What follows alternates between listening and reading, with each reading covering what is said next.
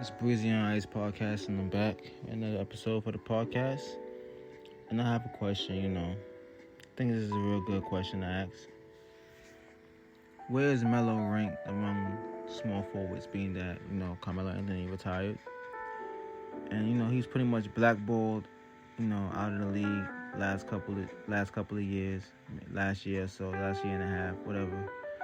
And it's unfortunate he didn't get to go out on his own terms. Like, I would have liked to see Melo go out on his own terms. And I also would have liked to see Melo actually win a championship. That's neither here nor there.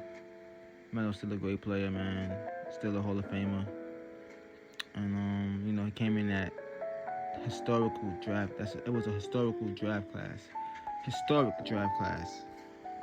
With him, Bron, D. Wade, Chris Bosh, all coming in that class. And, it was a very deep class, probably the deepest draft class in NBA history, right? Probably besides the 96 draft. I think the 96 draft was pretty deep. Was it 96? I think, yeah, with AI and, Kobe came out of that draft later on as a lottery pick. And, a couple of other players. But we're going to get into that. We're going to get into that a little bit later. Maybe in another episode we talk about that 96 draft class. Because if you redo that draft class, man, I think it would be a lot different. And I think Kobe being Bryant would go a lot higher in that draft class, right? But we're talking about, the draft class of LeBron James, Carmelo Anthony, Dwayne Wade, Chris Bosh, right? And I think Darko Milicic was somewhere in that draft class in between. I think he went number 2 overall. I don't think he would be there if we know what we know now. I think Melo probably would be number 2 off the board, behind LeBron James. I think D. Wade may go a little higher too in that draft. You think about it now. Years later now, 21 years later or something like that. Because LeBron James is entering his 21st season, I believe. So yeah, long time. And he's still around. Shout out to LeBron James. But Carmelo Anthony, I mean, how many small forwards could you really put above him? I mean, Melo in Denver was impressive. Had a great argument that he should have probably been Rookie of the Year, or we could have had co-Rookie of the Year. I'd have been cool with that too, with Bron and Melo sharing that Rookie of the Year award that year, because Melo was balling in Denver that year as a rookie, and Melo was a beast, man. Denver Melo was something special, man. Those years in Denver, they just couldn't get over the hump. And had a pretty good team. Had Allen Iverson.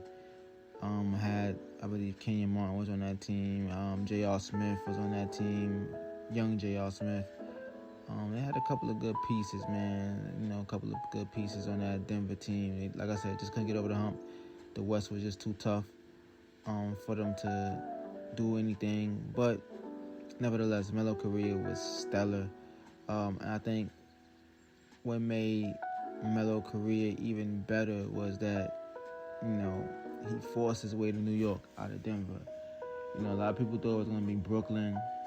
But when he said no, when he came to the Knicks, that put New York basketball on the map again, and it was a frenzy for a while, especially when you had Amari Stoudemire come over from Phoenix and sign that $100 million contract. Even though we know Amari, he was good in Phoenix, man. Amari Stoudemire, we didn't quite get the same Amari Stoudemire that Phoenix got, for those years. But we got Amari Stoudemire that tried, We knew he had the knee injury and the knee injuries and stuff like that. We knew he was pretty much, injury prone and stuff like that, and things of that nature. But it was good for New York basketball when he came, man. It was superb, man. After having the likes of Jamal Crawford and Wilson Chandler, I think that's the only thing that I kind of regret that we did.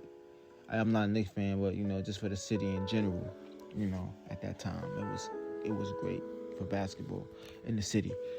Wilson Chandler, I wish we could have kept Wilson Chandler in fold, but I understood why he had to be a part of that deal to get Melo.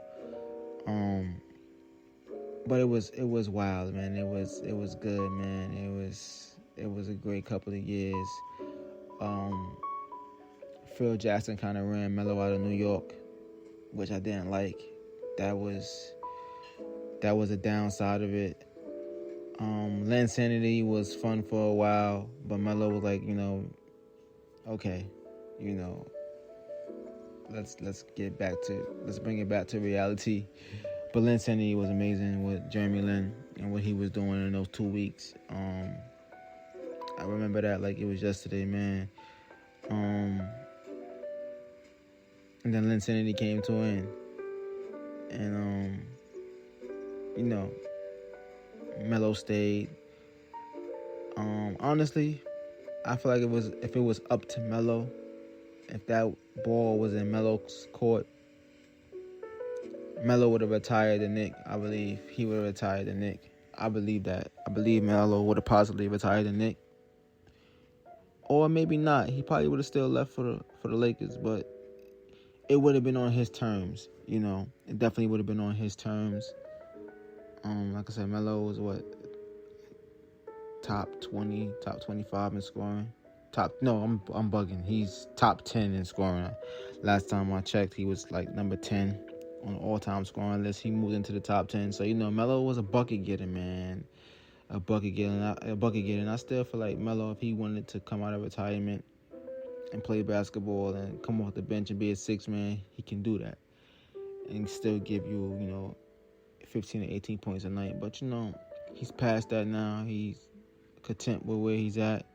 He's content with how his career played out. And, just want to congratulate him on that. And, I think maybe his son might go to Syracuse. I've seen, Instagram photo where Melo was wearing his old Syracuse jersey. And, his son was wearing the Syracuse uniform too. I'm sure Syracuse is gonna, offer Cayenne a full scholarship there. I believe that they would because, for crying out loud, the basketball gym is named after Carmelo Anthony up there in Syracuse, man. He won them a championship, and I can't see it being anything but that. It would be like the ideal, the perfect story, having Cayenne be a Syracuse Orangeman if he decides to go there and decides that he wants to follow in his father's footsteps and play at Syracuse.